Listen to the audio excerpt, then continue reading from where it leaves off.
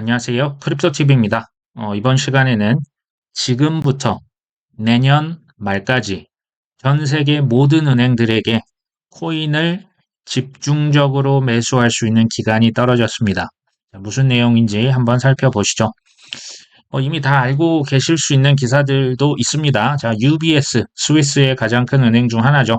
홍콩에 진출해서 고액 자산가 대상으로 암호화폐를 ETF로 지금 제공을 하겠다. 여기서 말하는 것은 사실 현물이 아니라 선물 ETF입니다. 뭐 아직은 현물이 없으니까요.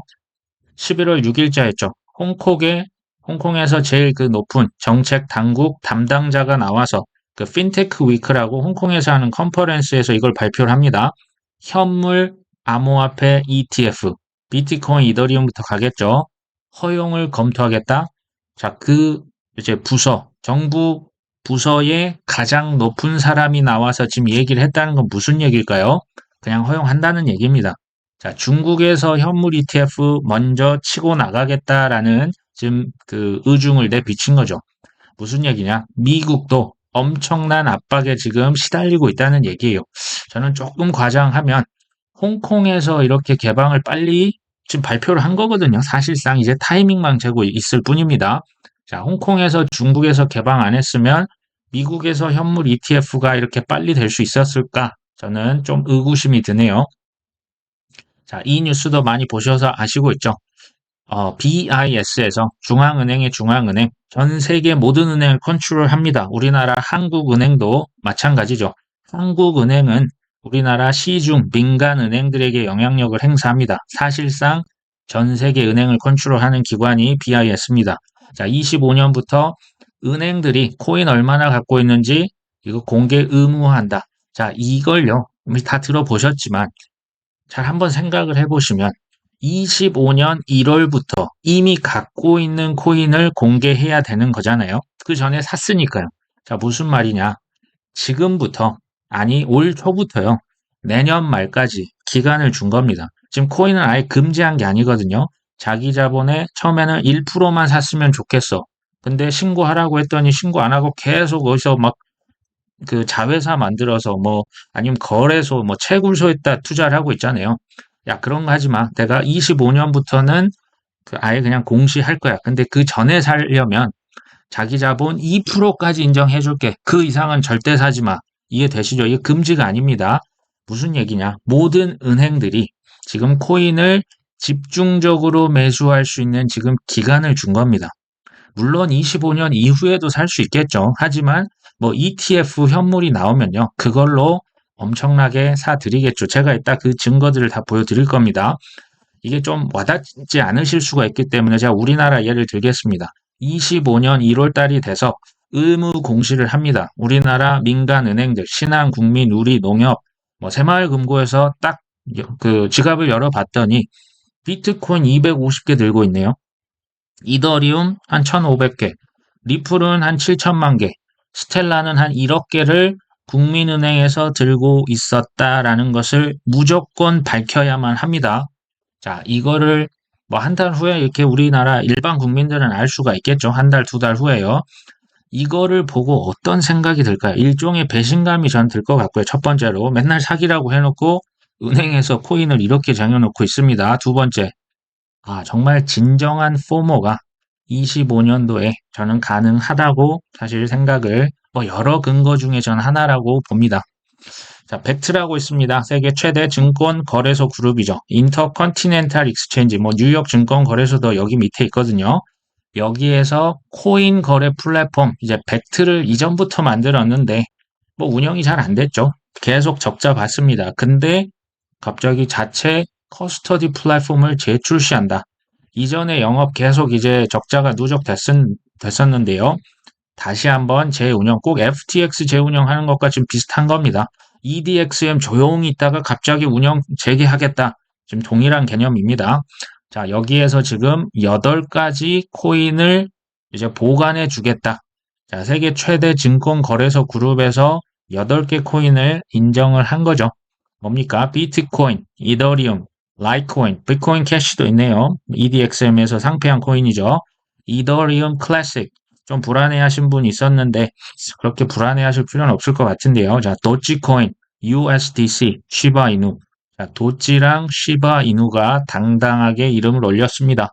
이제는 좀 메이저급이 된 것 같은 생각도 듭니다. 자, 독일의 대형 은행이 있습니다. 코메르츠 방크라고 있는데요. 자, 자산 규모가 755조 원이라고 합니다. 아까 제가 말씀드렸죠. 은행들이 코인을 집중 매수를 하려면요. 일단 라이센스가 있어야 되지 않습니까? 이게 뭐 지금 원래부터 있던 자산이 아니기 때문에 전 그 세계에서 규제 당국으로부터 무조건 은행은 라이센스 자격증입니다. 자격증 없으면 운영을 할 수가 없잖아요. 그러니까 전 세계 은행들이 다 라이센스 이거 지금 하고 있어요. 홍콩도 하고 두바이도 하고 싱가포르도 하고 지금 어마어마하게 지금 그 라이센스와 실제 그 업체를 인수를 해서 이제 코인 사고 팔고 이제 보관도 시켜야겠죠. 그 준비를 하고 있다고 보시면 됩니다. 자, 지금 여기에서도 라이센스를 취득했죠. 자, 처음에는요. 그 누구든지 자기 자본 뭐 1%, 2% BIS 말 염두에 두어야 되잖아요. 처음에는 지금 755조 원에 1%만 사면 이게 얼마입니까? 이게 7조가 넘는 돈이죠. 자, 지금 독일 은행 하나만 예를 든 거 아닙니까? 7.5조 원어치 코인을 사서 보관을 하고요. 여기에서 나오는 수수료로 먹고 살겠죠.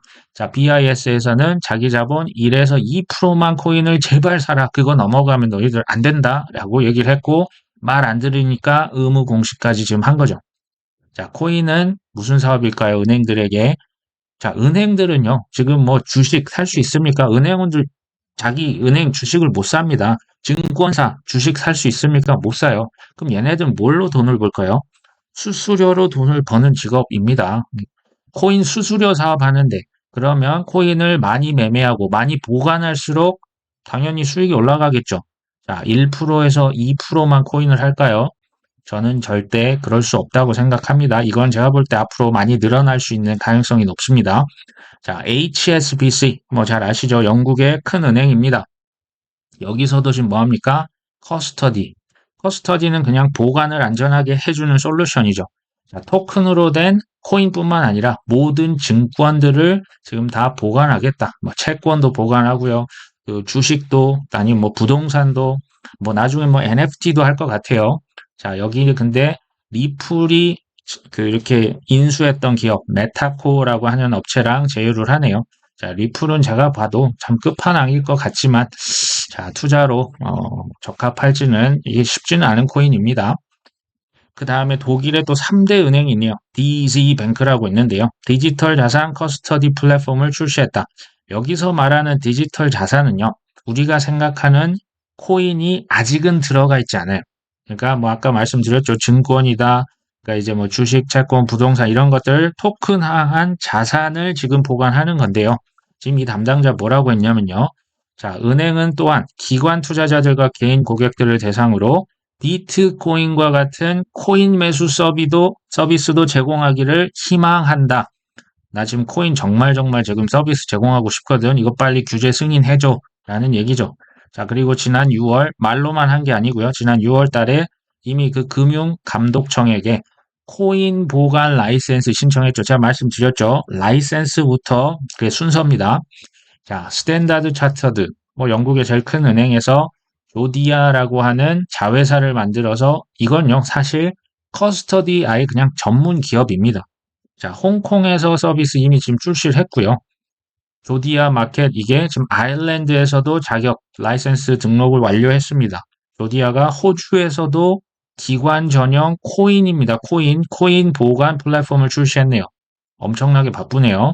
자, 조디아 커스터디 싱가포르 이미 9월 달에 서비스 출시했습니다. 자, 아까 또 보셨죠? 조디아가 이젠 아부다비, UAE에서도 지금 코인 브로커, 딜러 잠정 승인, 코인 팔겠다는 얘기네요. 자격증 지금 다 따고 있죠. 자, 영국에서 무려 1191조 원을 운영하는 자산운용사가 있습니다. 코인 보관할 수 있는 좀 파트너 좀 찾고 싶은데 지금 보니까요. 스탠다드 차터드의 자회사 조디아랑 제휴를 했습니다. 스탠다드 차터드가 지금 얼마나 미친 듯이 코인 쪽에 올인하고 있는 거 지금 보이시죠? 이런 흔적은 지울 수가 없습니다. 그리고 스탠다드 차터드는 2016년 9월 달 대부분 사람들은 비트코인도 모르던 시절 리플에 전략적 그 투자를 완료했다. 이거 제가 여러 번 보여드립니다. 자, 뭐 파이낸셜 타임스에서도 자, 뭐 노무라, 찰스 슈왑, 스탠다드 차터드 등등 전통 금융이 코인 거래소, 코인 보관소 구축을 위해 노력하고 있다.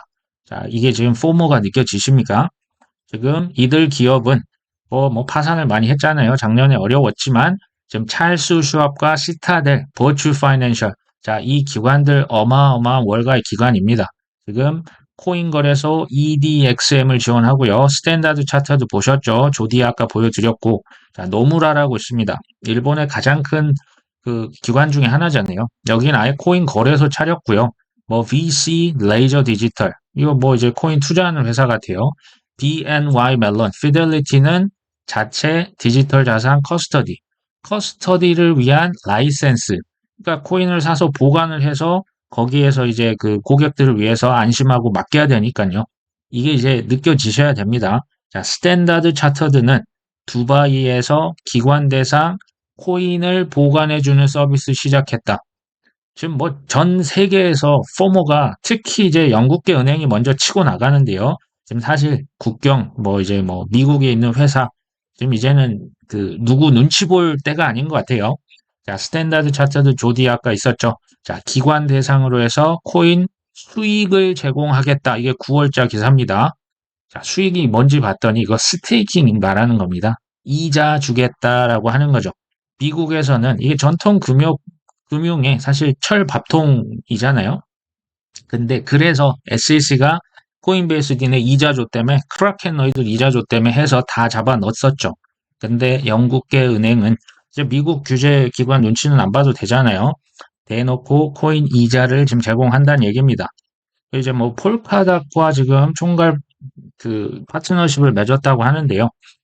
폴카닥 가격 사실 최근에 좀 많이 떨어져 있었거든요. 근데 요즘 좀 많이 올라서 좀 나중에 떨어지만 폴카닥도 나쁘지는 않아 보입니다. 자, 외신이 독일 증권거래소, 뭐 도이체 베르베라고 있는데요. 내년, 그러니까 24년도에 코인 거래소 출범하겠다. 이게 이제 해외 얘기만 하니까 이게 와닿지가 않으실 수 있어서 제가 우리나라로 말씀드립니다. 한국의 증권거래소 KRX에서 그냥 코인 거래소를 출범을 시킨다. 지금 이 얘기랑 똑같은 얘기고요. 아까 은행에서 하는 거 보셨죠? 우리나라 국민은행, 신한은행, 우리은행, 하나은행에서 지금 뭐 한다? 코인 판매하고요. 보관해주고요. 스테이킹하면 이더리움, 뭐 솔라나, 폴카닷 이자까지 챙겨주겠습니다. 라는 사업. 자, 은행에서 하면 여기 지금 기관들이 갈 것 같은데요. 이제 뭐 업비트 쓰기 좀 그렇잖아요. 뭐 코인베이스 쓰기 좀 그런 큰 기관들은 은행에서 하면 다 여기 달려들 겁니다. 자, 그날이 온다면 하지만 뭐 25년이 될지 그날 이제 뭐 ETF가 오고 코인에 우리가 돈을 맡기고 뭐 이자를 받는 그날이 오면요. 자, 지금의 코인 가격은 제가 장담합니다. 수억의 가격이 될 겁니다. 자, 비트코인 제가 25년도에 24만 원까지 기억을 합니다. 자, 이더리움 뭐 처음에 뭐 만 원, 2만 원, 뭐 좀 최근 그 2019년 1월 달에 9만 원 갔었잖아요. 그 가격 다시 옵니까? 안 오잖아요. 그런 날이 올 겁니다. 자, 국제결제은행 BIS에서 비트코인 거래 모니터링 플랫폼 뭐 아틀라스를 만들었다고 하는데요. 이게 이제 뭔지 봤더니 전 세계 비트코인 거래 활동을 추적할 수 있다고 합니다. 지금 코인 에디션이라고 하는 곳이 이 플랫폼은 온체인, 오프라인 이렇게 거래 활동에서 데이터를 수집해서 전 세계 중앙은행들이 비트코인 야 어디서 얼마만큼 거래가 됐대 추적이 된다고 합니다. 이게 뭐냐면요. 자국민의 비트코인 거래 내역을 추적하겠다. 저는 CBDC가 생각납니다. 이거 이제 그러려고 사실은 만든 거거든요. 통제와 감시가 목적이 될 수밖에 없죠. 지금 비트코인까지도 본인들 그 수하에 넣으려고 하는 그런 얘기라 보시면 되고요. 그 다음에 이제 제가 더 놀랐던 거는 이 아틀라스라고 하는 코드명의 프로젝트 작업이요. 5년 전, 자, 5년 전 2018년도에 BIS 소속인 네덜란드 중앙은행에서 시작됐다.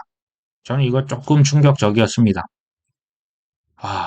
5년 전부터요. 계속 뭐 BIS, IMF, 코인은 나쁜 거, 다단계 사기, 뭐 폰지 스킴, 공식 석상에서 그렇게 입을 털었지 않습니까? 근데 5년 전에 비트코인 추적하고 있는 프로젝트 이미 가동시켰네요. 자, 특히 지난해부터는 코인 생태계, 뭐 제도적 붕괴, 파산, 시장 변동성, 뭐 많은 일이 있었지 않습니까? 이걸 지금 우연이라고 보시면 될까요? 안 될까요? 2018년부터 그때부터 속인 거야? 실은요. 그때부터가 아니라 태초부터 속였다 보시면 돼요. 그냥 탄생부터 뭐 영국의 뭐 어디 뭐 그 미국으로 치면 CIA 같은 조직이 비트코인 만들었다. 상식적으로 사토시 나카모토가 누군지 지금도 모른다는 게 이게 저는 그렇게 말이 된다고 생각하진 않습니다. 자, 어쨌든 BIS는 이 해당 프로토타입이 특정 지역에서 특정 기간 동안 달러로 전환된 비트코인 물량 등의 데이터를 제공하고 여러 가지 인사이트를 제시할 수 있다. 한마디로 중앙은행에서 딱 그 자료를 보면 비트코인 지금 거래량이 얼마고 어떤 지역에서 거래가 활발하고 한눈에 보려고 지금 이 플랫폼 만드는 겁니다. 자, 지금 국경 간 암호화폐 이동은 상당한 경제 규모로 이루어지고 있고 지리적으로 불균등하네. 어떤 데는 좀 코인 많이 쓰고 어떤 데는 좀 적게 쓰네. 자, 태초부터 막을 수 없다는 거 이미 알고 있었습니다. 자, 특정 국가 거래소 폐쇄하면 뭐합니까? 다른 국가로 그냥 바로 옮겨가지 않습니까? 이거 막을 수가 어차피 없거든요. 죽일 수 없다면 내 것으로 만들고 통제시켜서 또 이것을 잘 활용하겠죠. 지금 이렇게 보시면 됩니다. 참, 은행은 정보 제공 플랫폼을 중앙은행 시범그룹에 제공하고 관련 의견을 받아서 추가 개발을 진행하겠다. 전 이걸 이제 보면서 느끼는 생각이요. 이제 비트코인이 뭐 정부에서 이렇게 금지할 수도 있다. 그 위험이 어떻게 보면 제일 크다고 봤거든요.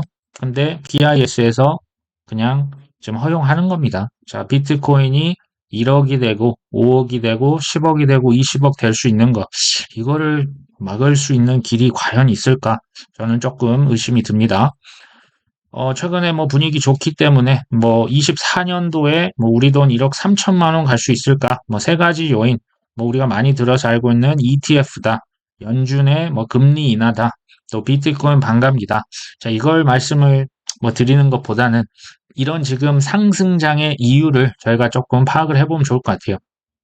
자, 최근에 10월달 미국 CPI 생각보다 낮게 나왔죠. 또 10월달 PPI라고 있습니다. 이건 생산자 물가지수인데요. 이것도 낮게 나왔습니다. 이건 제가 오랜만에 그 CME 그 페드 워치라고요. 이제 또 그 FOMC 지금 한 번 남았습니다. 12월 달에 하는데요. 금리를 어떻게 할 것이냐. 지금 금리 동결이요. 지금 확률이 100%입니다. 제가 이거요. 최근 1, 2년 사이에 100% 확률은 지금 처음 보는 것 같아요. 그러니까 뭐 96%, 7%는 봤거든요. 그 발표가 지금 이제 상황이 이렇다 보니 CPI도 낮게 나오니 지금 S&P 500, 이제 미국의 주식이요. 다시 또 한번 수직으로 번지고 있습니다.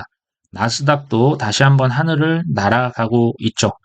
자, 11월 들어서 급격한 미국 주식의 상승세가 이어지고 있습니다. 주식 투자자, 채권 투자자들은요, 지금 연준 의장 말 안 믿습니다. 이제 금리는 이제 끝까지 왔다. 더 이상 올릴 수는 없다. 라고 이미 판단을 내렸고요. 내년에는 금리 인하할 것이다에 지금 베팅을 이미 했습니다. 이것은 뭘까요? 기대감입니다. 금리 이제 내려온대. 돈 더 푼대. 내년에 뭐 더 이상 올릴 수는 없어. 이 기대감 랠리를 하고 있죠. 우리가 근데 살펴봐야 될 건 이거예요. 아까 그 주식의 차트가요. 상승 기울기가 11월에 좀 너무 가파른 것 같지 않으십니까? 자, 빚의 규모. 지금 뭐 전 세계 어디든지 빚이 없는 데가 없죠. 저는 이게 어쩌면 마지막 불꽃이 될 수도 있겠다. 물론 10년, 20년 지나면 주식 다시 제자리 오죠. 하지만 좀 너무 이제 급격하게 올랐기 때문에 조금 조심해야 되지 않을까라는 생각을 합니다. 자, 빅쇼트 마이클 베리 있죠. 이 친구가 이제 미국의 나스닥 지금 숏 배팅을 청산했다. 저는 처음에는 이게 청산 당한 건 줄 알았는데요. 청산 당한 건 아니고요. 9월 말에 스스로 청산을 했답니다. 그러니까 이제 가격 하락에 베팅을 했는데 실제로 이제 8월 달에 많이 떨어져서 그때 돈을 벌고 그냥 이제 청산을 했다고 합니다. 이익 보고 이제 청산을 했다고 하는데 청산한 이유가 뭘까요? 나스닥 가격이 4분기 올라갈 것 같으니까 지금 그 본인 포지션을 청산시킨 겁니다. 지금은 반도체의 숏 포지션에 진입을 했다고 합니다. 반도체, 뭐 AI 열풍이 조금 사그러들 수 있을까요? 그건 뭐 지켜봐 보면 될 것 같고요. 자, 그레이스케일에서 비트코인이 뭐 단기 뭐 며칠 조금 재미는 없었죠. 근데 다시 곧 회복했다. 현물 ETF 승인 긍정 신호. 이게 지금 기대감 랠리가 계속되고 있다. 이번에 조금 하락했었지만 단순한 조정이다. 마켓 메이커나 고래는 전혀 팔지 않았다. 이 얘기를 했죠. 그 다음에 이제 그레이스케일에서 비트코인에서 시작된 암호화폐 랠리가 알트코인에도 확대되고 있다. 지금 생각보다 암호화폐 시가총액이요. 한 40% 상승을 했다고 합니다. 나쁘지 않죠. 마이클 셀러 이전에 뭐 소개 드렸는데요. 24년도 이미 주류 대비를 하는 거다. 그리고 수요가 10배 더 증가할 것이다. 이게 25년인 줄 알았는데요. 그냥 내년 말까지 비트코인 수요가 10배 더 폭증할 거라고 얘기를 합니다. 뭐 이제 강세론자니까 이런 얘기를 할 수도 있겠죠. 그리고 이제 11월 16일자죠. 그 SEC에서 해시덱스라고 하는 회사의 현물 비트코인 ETF를 지금 승인하지 않고 연기했습니다. 조금 뭐 그렇게 좋은 소식은 아니죠. 자, 프랭클린 템플턴 글로벌 X라고 하는 최근에 비트코인 현물 ETF도요. 아마도 그 ETF 승인 결정을 연기할 것으로 예상한다. 뭐 하나는 17일이고 하나는 21일이지만 뭐 빠르면 그냥 이번 주 내에 연기할 수 있다. 하지만 이 세이파트 뭐라고 하냐? 연기되더라도 내년 1월 10일 전까지는 여전히 승인 가능성 90%다. 정말 뚝심이 있습니다. 저는 이런 뚝심을 좋아하는데요. 투자는 뚝심으로 결국 나가서 결국에 이기는 게임인 것 같아요. 저는요, 이 지금 연기 소식을요, 매우 긍정적인 소식이라고 생각합니다. 지금 비트코인 현물 ETF가 3건이나 연기되는데 뭐가 그렇게 긍정적이냐 물으실 수 있겠죠. 자, 지금 가만 생각해 보시면 올해 비트코인 크립토가 올랐던 이유 딱 두 가지만 꼽아라. 첫 번째는 당연히 ETF, 현물 ETF에 대한 기대감이고요.